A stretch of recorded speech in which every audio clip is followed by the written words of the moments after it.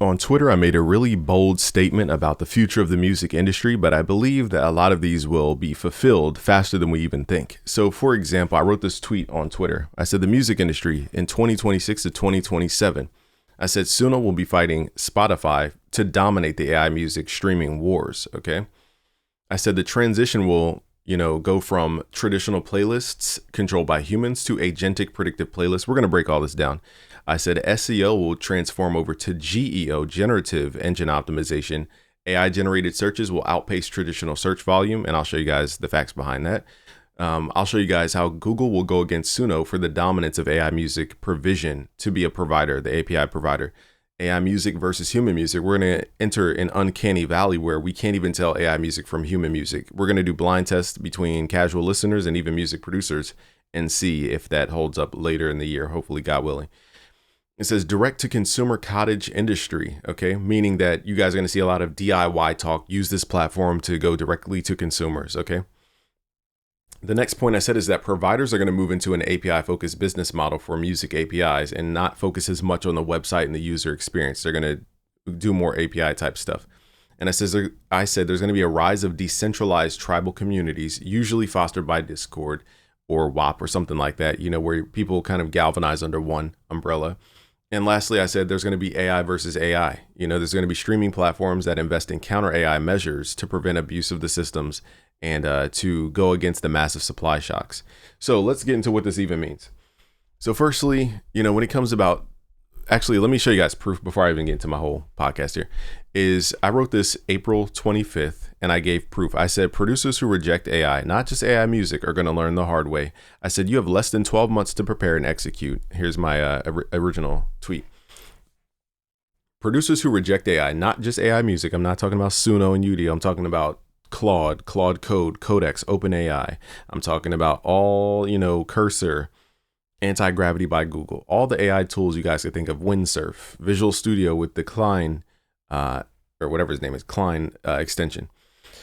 So producers who reject AI, not just AI music, are going to learn the hard way. I said you have less than 12 months to prepare and execute. Once AGI or ASI hits expected in 2027 and 2028, you are cooked if you didn't adapt. I said cooked, souffled, toasted. And then I retweeted myself and then gave you guys facts. I said in 2 years, Google converted over 60% of searches into AI-driven results. Just to quantify that for you guys, Google processes roughly 8.5 billion searches a day. And if you total up, over those 2 years, it's about 2 trillion, okay, in annual searches. 2 trillion searches converted in a matter of 2 years. Guys, we went from less than 10% of AI results to 60% in 2 years, which means there's only 30% left in the AI search results or the Google results. So this means instead of people typing in Bryson Tiller type beat and your website popping up and like 10 other options, it's going to say Bryson Tiller type beat. Here's how you create one, or Bryson Tiller type beat. We're going to generate it right in the actual Google result. It's not going to go to your YouTube. It's not going to go to your website. It may go to YouTube because they own the platform, but it's not a guarantee anymore. So that traditional funnel system of hoping somebody types in some kind of keyword and we manipulate the system to think that our thing is that, and we finesse people to go to our website to buy this Bryson Tiller type beat. That business model is going down the drain fast. And I'm telling you guys, you need to understand where traffic comes from. So that's what this video is about. It's not to give you a doomsday scenario. It's to give you actionable steps you can take to actually adapt with these systems. Okay, now is traditional search dead in the water? Not necessarily. Okay, now here's what I wrote on May 15th. Okay. Now, I want you guys to be aware of the dates. Okay, I initially posted April 25th, and then I posted again May 15th. I said the future music business will be run by the agentic era. I said search will be a thing of the past. Imagine your AI agent auto-playing a drill song because it knows you're at the gym as your heart rate increases because you do it every day at 3 p.m. And I said branding will be your existence within the AI training data. And I spelled data wrong. Whoops. Interviews and story building will become more important than ever before. The music industry will be run by programmatic curation. Trusted sources will become the auto accept button for AI results because they don't have time to curate. They don't have the curation layer unless they do paid training curation on the back end of their systems. But some do, some don't. This means authority-driven playlists will skyrocket in value, making it harder for unknown artists without a budget. If you're not already in the curated playlist system, being heard is going to be very difficult if you don't spread your cultural significance. Okay. And I said, in short, the future of let me read this again. In short, the future of music won't be centered around only antics and trying to go viral like it was in the attention economy. The new music world will be weighted by cultural significance, essentially bringing back the music industry we all thought we lost, meaning that cultural significance will be pushed to the top. Let me find one more tweet before we begin this podcast. I can't find the exact tweet. So let's move over to the official Google release. Now, this is May 19th. I told you guys, I tweeted about this April 25th. I've been talking about this for months. And I tweeted on April 25th, tweeted again May 15th. 4 days later, way earlier than I expected. It says a new era for AI search. We're bringing our advanced model capabilities to search with new AI features, enabling you to use agents just by asking a question. We're also introducing a new intelligent AI-powered search box, marking its biggest upgrade in over 25 years. In other words, Google has officially released the thing that I've been trying to warn you guys about. So if that's not enough proof for you guys to listen today, I don't know what is, okay? I'm not here like I know everything. I'm not a prophet. I'm just trying to help you guys advance your careers in music. So let's talk about each point that I laid out in the initial tweet. Firstly, the Suno versus Spotify AI music streaming war. It's very simple. Put it this way. Okay, I'm going to give you guys a gist of the whole storyline. It's too much to explain. But the music industry, who used to sell CDs and tapes, okay, the tape industry failed and moved into CD duplication, and CD duplication had too much risk and breakage. Okay, so they moved into digital duplication because of something called Napster. Napster shocked the music industry. It scared the music industry because for the first time, the music industry could not control the supply. Okay, business is all about supply and demand. If we print a limited amount of CDs, we can charge $20 per CD, even though people only like one song in the CD, but we're going to charge them $20 and beat them over the head in price. And we are going to print a limited quantity. So by the time they get to Best Buy to buy the CD, it's not there. So now they have to wait for the next batch to be printed, and then we can raise the price a little bit, 20% raise in the price. So they were milking the consumer over and over and over and over and over again. We were spending thousands of dollars on music, not because we wanted to, but because that's just how we could consume music outside of MTV or BET music videos or whatever platform you guys, discovered music on, including the radio. So Napster said, okay, you're trying to finesse people because they like one song out of your album. Then they buy the album. They can't take it back because they already opened the CD. So now you can't take it back. So now they're screwed out of $20. And they find out the album is just a bunch of filler songs and then one other dope song that they like. How is that true value? That's deception, in my opinion, to the consumer level. And that was happening on a mass level. So people are, getting skeptical about music because they're like, man, I'm spending so much money for this album and we're just getting less and less like quality on the back end. Long story short, Napster says, okay, I figured out a way to take the digital stuff off these CDs, put it into a database and put it through a network. Now anybody is a decentralized network that anybody can access, meaning that Todd in his computer room can access the same file that John over in his computer room can access, that Roger on his, I don't even know what they had back then, mobile phone maybe, okay, that could access the internet. He can access. So now we can share files infinitely from this point to that point to that point. And now we went from a finite amount of CDs to literally infinity. Okay. And that was the same threat that the film industry had as well, because we went from real, those big circular things that they delivered to the film studios, or from the film studios over to the theaters. They put them in the back. They would, wind it up, and then the film starts by it rolling. Okay, that's how films used to be distributed. And over time, they tried to protect against people getting the digital versions because they knew it could either be leaked or just shared infinitely online, and then the movie basically tanks because nobody goes to the theater because there's no need to go to a theater to see the movie anymore. Long story short, Napster created a threat to the music industry. Okay, they couldn't control the supply. So they're like, what do we do? Apple came in as a savior and said, hey guys, we'll help you. We have a huge ecosystem of consumers and we'll protect you guys. We're going to let you guys sell your singles for $1 for the most part, $1 to $5 on our platform. Okay, and we want to control all the music, and we have this new thing called the iPod, which means there's a physical thing that people could use to consume the music. So instead of people just going to their computer, listening over the computer, they can now take this iPod with them. Okay, no more burning CDs, no more of this. They can literally have a dedicated thing where they have to go through the Apple Store to put stuff on it. Therefore, it goes through their security measures so that the user can actually pay money to get access back to their music. So the music industry said, okay, yeah, sure, Apple, we'll do that deal. But they still were fighting against Kazaa, LimeWare, BearShare, all types of stuff. But they still took a huge hit when they dealt with Apple because They went from selling CDs, for $20 to now selling singles for $1 and $5. And everybody's selling their music for the same price for the most part. So a Michael Jackson album is the same price as Joe Schmo artist number 10. Not the same value, okay? And this posed a threat indirectly to the music industry because they were losing a lot of the value that they used to extract. So they said, how do we keep fighting against this if, CD sales are dwindling? We lose less and less leverage with the manufacturers and different things. Apple's taking their cut. We're having to sell way lower than we normally would because that's just the Apple ecosystem that we had to deal with. So then comes Spotify. Spotify says, I have a new business model. Instead of people, feeling like they're being bamboozled buying $20 albums, what if we charge them per listen, I'll say? Okay, what if they rented access to our servers? And we call this streaming. So now the music industry said, okay, cool. We can do a deal with Spotify because we can now own more and control them more than they can Apple. Apple was already an established company making computers and devices, whereas Spotify was a new company. So the record label said, cool, you guys will be our technology and we'll control you. And that's kind of what they saw it as, in my opinion. So that was their, gleaming of hope. But basically their goal is to get more and more market share, more and more control back, because right now they're still relying on Apple. They're still relying on Spotify to get their music to actually have value to the consumer.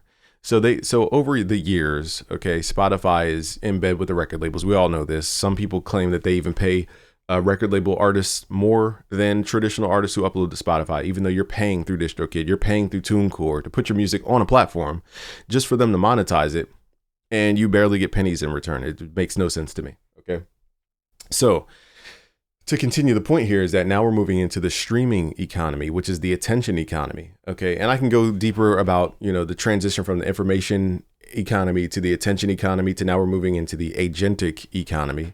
But my point in saying this is that it's a story of the record labels losing control and trying to gain more control back. So now Spotify, a middleman, is basically at the mercy of these record labels. Okay. They have to answer to the record labels for the most part to even exist because they have to license the music from the record labels. So who controls Spotify? The record labels. Okay. So as Spotify gains more users and more users, now they're up to 700 something million active users. Suno has 100 million active users. So Suno gained 100 million active users fast. It took Spotify a long time to get 700 million active users and a lot of money. Okay. So my point is Spotify was simply a middleman. They don't really have that much control. And I don't know exactly on the back end, so I'm exaggerating here. This is not factual. My point in the story is they are just simply at the mercy of the record labels. At any point, the record labels could pull out and make their own platform. Okay. So on Spotify's head, they go, how do we survive if Sony, Universal, and Warner pull out at any time? They go, okay, we're going to embrace AI. We're going to embrace AI uploads, and we're going to embrace AI generations from our own platform, from the existing catalog. As you guys recently saw, which I told you before, they're going to do this, is allow users to remix certain songs using AI. So for example, if you love the Chris Brown, yeah, yeah, yeah, you can now potentially, I don't know who's in this roster of catalog, but you can now potentially remix the song to say, yeah, yeah, yeah, Sarah, yeah, yeah, like insert your name here, or I don't know the whole, parameter of remixing, but the point is you can create your own personalized remix for a hit song or for any song in this catalog. I don't know which songs are deemed, part of this catalog, however. So Spotify says, good, that will be our anchor to have leverage against the music industry, because the music industry, the only leverage they have is owning the catalog, the supply. Spotify says, how do we create our own supply? We either have to create our own AI generator, or we have to have some kind of leverage over an AI machine that controls the outputs from existing catalog into new forms. This is Spotify's slow leaning into AI generated anything, in my opinion. Okay. Because they have to fight against Suno, because it's a supply game at this point. Suno came out the woodwork, same with Udio, and they said, hey guys, we can generate music at the drop of a dime. We could generate 1 million songs in a month if we wanted to, probably more than that. So now Spotify goes, crap, if they're out supplying us and people are paying attention to that supply, they're growing in user base. They have 100 million active users. Okay. And if you guys go on Suno, it's way more than just listening to music. It's basically a social media app. You have like a TikTok version of Suno that most people don't even pay attention to. So my point is this. If Suno can create from scratch their own supply, they don't need to talk to Universal. They don't need to talk to Sony. They don't need to talk to Warner, and they don't need distribution from Spotify. Therefore, They are a competitor of Spotify. They don't need them. They're direct competitors of Spotify, in my opinion. The only difference is that people are uploading, now, if you guys go to Suno and you listen to the songs on the hooks, it's people's actual music. It's not just AI slop, as people say. It's actual people's music. So they're turning into a TikTok, I'll say, of music. And you're fighting against 100 million users, against a platform that has its own distribution. You can't control that. So Spotify says, how do we compete in this world where humans can't even keep up to the output of a Suno? And the record labels are falling behind because they're trying to fight Suno and fight Udio, not for demolishing the generators. Because if that was true, if Sony, Universal, and Warner truly cared about artists and truly wanted to defeat AI, why would they, go after Suno and Udio and not destroy the company? Why would they want control of the company that they deemed evil? Does that make sense? If something was truly evil, wouldn't you destroy it? No, they just want control over Suno. They want control over Udio. Because if I can control the on-ramps, I basically control the output. That's all they wanted to do. And they use their record labels and all these arguments saying that their music was trained off of as leverage to get control. Because again, the whole story of the music industry is their back was against the wall once Napster came out. They couldn't control supply. From that point in time, in my opinion, the music industry was all about survival. Okay, and there's a bug on my table. I'm looking at it.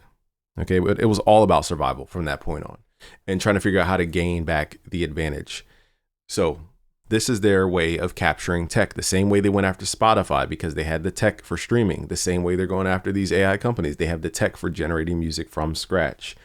And if they can embed and train their own data set, their own database full of music that is from them, they could basically say that any output that sounds similar is theirs. And now they own even more of the market place.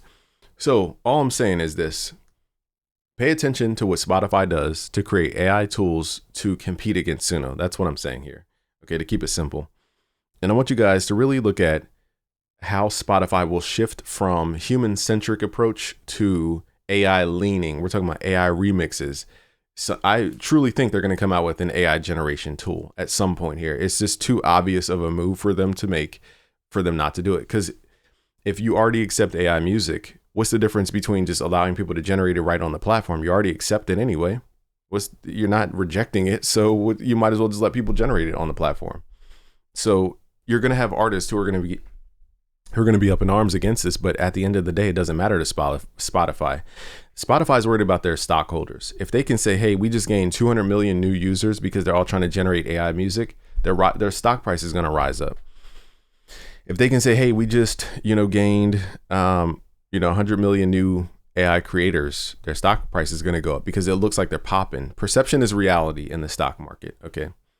And that's the short answer that I'll give you guys. I'm still looking at this bug, trying to figure out what it's trying to do.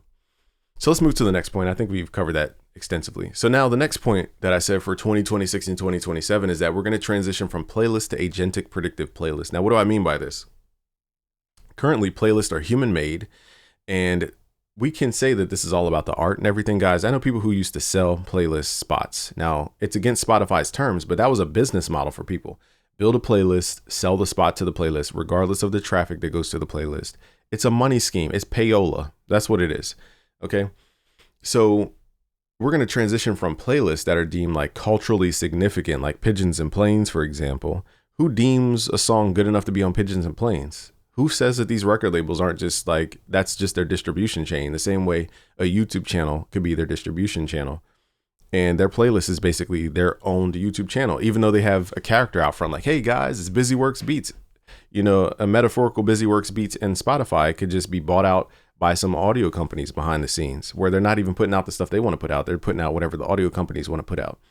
So long story short, we will be moving from a playlist where it's driven by basically payola and cultural leaders, okay, into something called agentic predictive playlist. What does this mean? It means, for example, if my AirPods, which can measure heart rates, okay, if I'm walking to the gym every day at 3 p.m.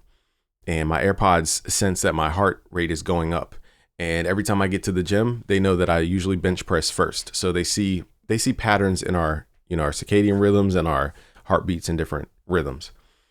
So then they say, okay, well, he listens to drill music every time he gets on the bench press. Why don't we just autoplay or prepare the next song to be, whatever hard music is a drill song for the next song without him even thinking to type anything, without him even going to pigeons and planes.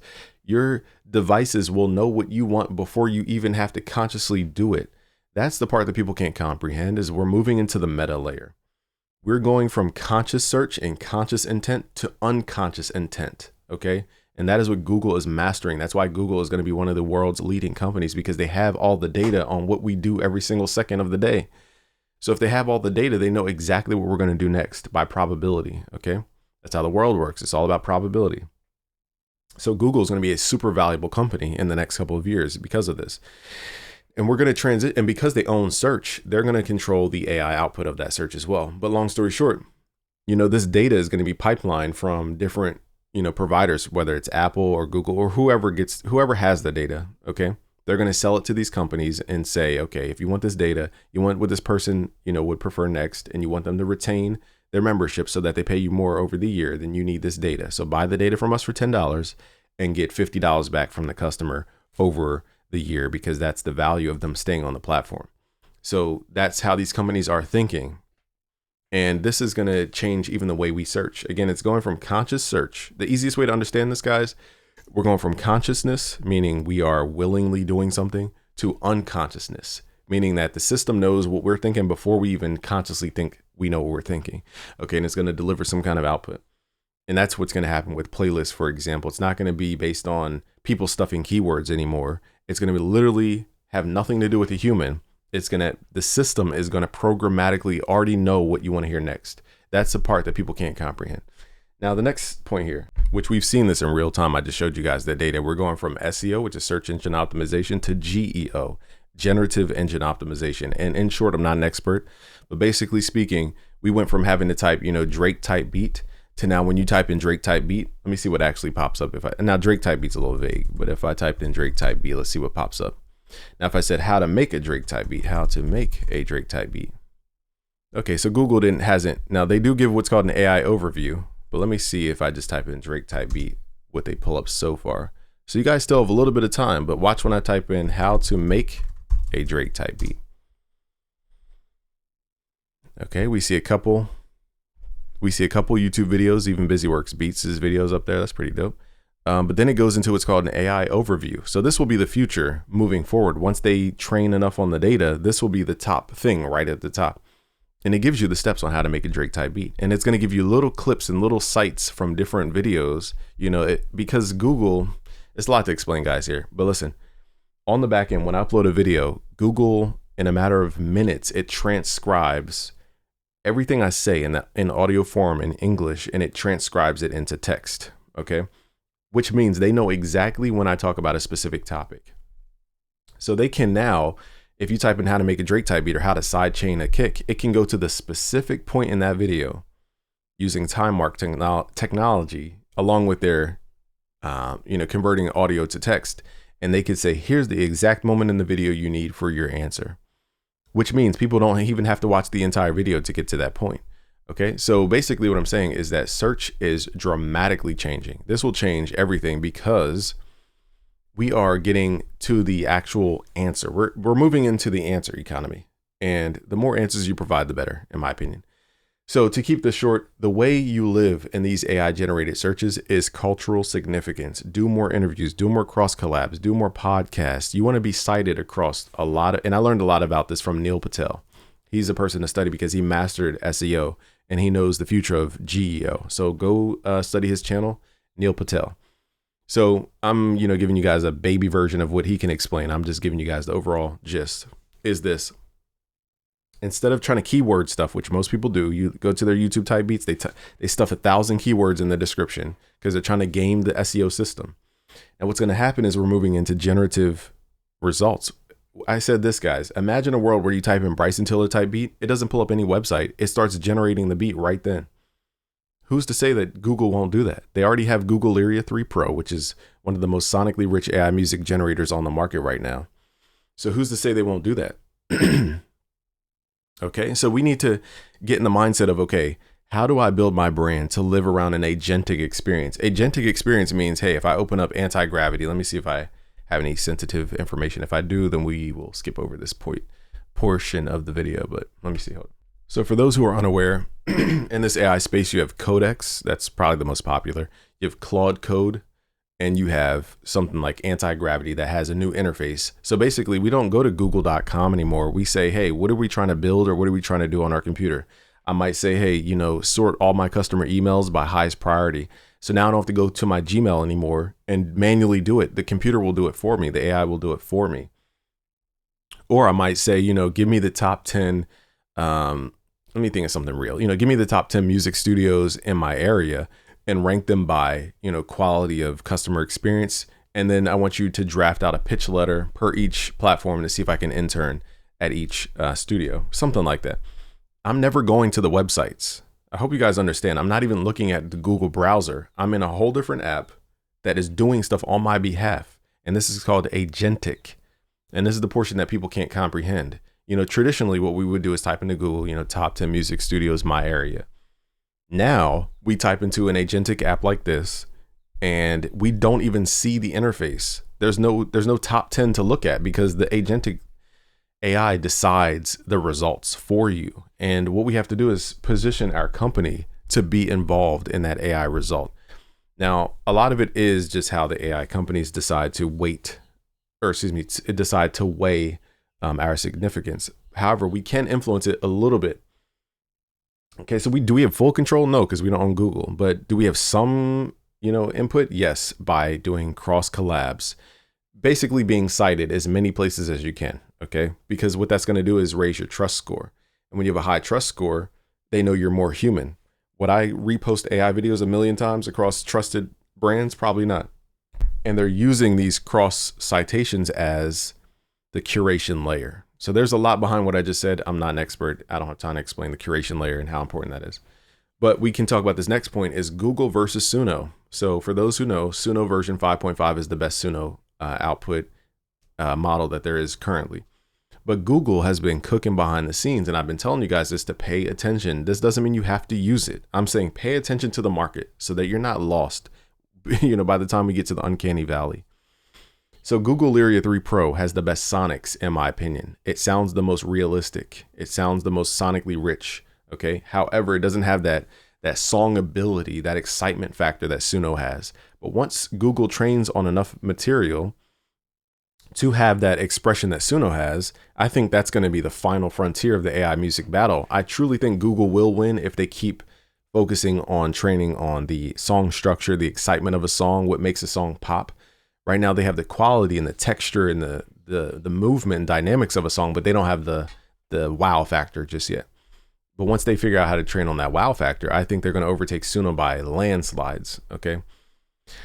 And that's just my philosophy. Now, you guys got to realize too that there's a lot to explain, guys, as I'm like listening. So instead of me going to Google Lyria 3 Pro, okay, let me see if I can pull up my dash that I showed you guys. Let me see here. I don't think my dash has this on it, but imagine a dash where, hold on. So here's a dashboard that we made up just to show you guys what you guys can build with AI. Now imagine people aren't even Google searching anymore. They're just on their dashboard and they want to generate music. They could just go to their tab that says music generation, generate music. They're not going to go to the actual website to generate stuff. And once you get into the AI world, you'll understand what I'm saying here. I don't necessarily have to go to ChatGPT to make thumbnails anymore. I could have it through my app. Let me show you guys. So all these thumbnails are generated through ChatGPT's image 2. Okay. And basically I click here and I could just click whatever. All right. I can add what's called assets, stuff I want to add to the thumbnail. I'm just showing you guys how the future of music will be for the most part, and digital things like pictures. So I could say this little FL screen. All right. So I have my ingredients and I say, let me move my head and I say, okay, let's say the video is about chord progressions. I'll say FL Studios chord progression tutorial. Okay, and then I'll give it a little more instruction like close up of me and FL Studio, and I'll say no background equipment, because without giving you guys a long dissertation, I have other prompts that are called macro prompts behind this, so I don't have to keep typing a prompt every single time. But did I go to chatgpt.com to make a thumbnail? No, I did it through my own platform. This is going to be the future of how we experience music, how we experience digital, digital assets. Okay, and I'll pull this back up once it's complete. So now, because people can access the API, meaning they don't have to go to a chatgpt.com. They don't have to go to a Google, .com or the AI Studio to access Google Lyria 3 Pro. It might mess up their workflow to have to go to 10 different websites. What if they had everything in their own dashboard? Now we need to provide what's called APIs. So this is where music, in my opinion, in terms of the AI culture, is going to be leaning, is toward the API business model. And most people who are creating music and control catalog will try to control the data set behind the API call so that they can say that they own more of the field when stuff is generated. So that's why you saw BeatStars try to get into the API game, in my opinion, get into the training on everybody's catalog thing, because they're trying to create their own strategy against the future of AI music, in my opinion. Okay, so let me see if this thumbnail is done now. It does take a little bit, so it's still cooking. So let's move forward with these points here, and then I got to go on my walk, guys. I said direct to consumer cottage industry. So we saw this weird twist from, Spotify, and Ryan Leslie was way ahead of his time, okay, with his app that he created, his business model. I forget what it's called, smartphone or, let me look it up. Sorry, Superphone, okay? Superphone was Ryan Leslie's app. So he saw this. He said, why, when I upload my album to Spotify, I'm paraphrasing. He said, why, when I go to Spotify, I upload my album, I have no access to anybody's email. I can't contact the customers who supported me. I can't even thank them. I don't even know who listened to my album. He said, why don't I get that basic information? And this is what business owners have been getting for years and years and years. Every time somebody goes to my Shopify, busyworksbeats.com, and they check out, we have their email. And now we're going to email them offers and special deals. I'm going to thank them over time, give them a bunch of free stuff over time. You can't do that with Spotify. You upload your song to Spotify, you have no idea who your listeners are. You're guessing who your listeners are. You don't even know what they look like.